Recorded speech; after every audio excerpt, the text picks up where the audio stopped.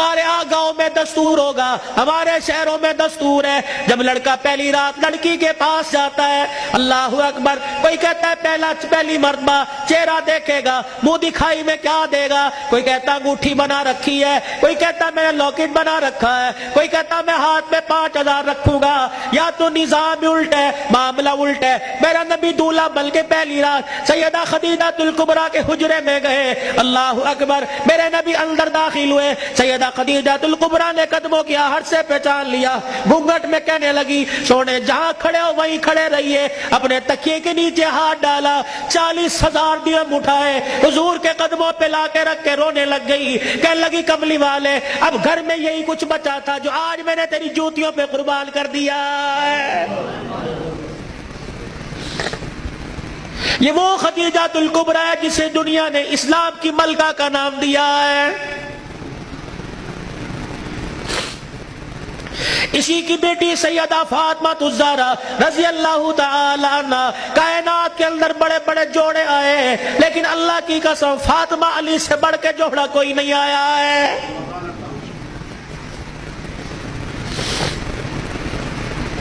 رحمت دو عالم صلی اللہ تعالی علیہ وسلم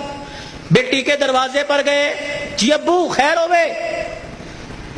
تم بھی کبھی یہ سنت سمجھ کے بیٹی کے دروازے پہ چلے جایا کرو اور جا کے کہا کرو آجا تیرا باپ تجھے لینے کے لیے آیا ہے۔ لیکن اس نبی کو کیا پتا تھا، جس بیٹی کو میں میکے لینے کے لیے گیا، سسرال لینے کے لیے گیا کہ میکے آجا، 4 دن باپ کے گھر میں رہ کے بیڑا آباد کر جا، اس نبی کے علم میں کیا تھا کہ 1400 سال کے بعد بہن دروازے پر آئے گی، بھائی دیکھ کے کہے گا ہنے تے گئی سی پھر آ گئی ہے۔ کتنی بہنوں کو روتے دیکھا، بھائیوں کو پھول کر کے کہتی ہیں ابا جی دے مرن تو بعد ایک مرتبہ بھی تو نے بلانے کا فون نہیں کیا ہے۔ او لوگوں، چھٹیوں میں بہن کو بلا لیا کرو، عید تہوار میں بہن کو بلا لیا کرو، رب ذوالجلال کی قسم ہے تمہارے گھر میں آ کے بہن کھائے گی، پروردگار عالم بہن کے کھانے کی برکت سے اللہ تیرے رزق میں اضافہ فرمائے گا۔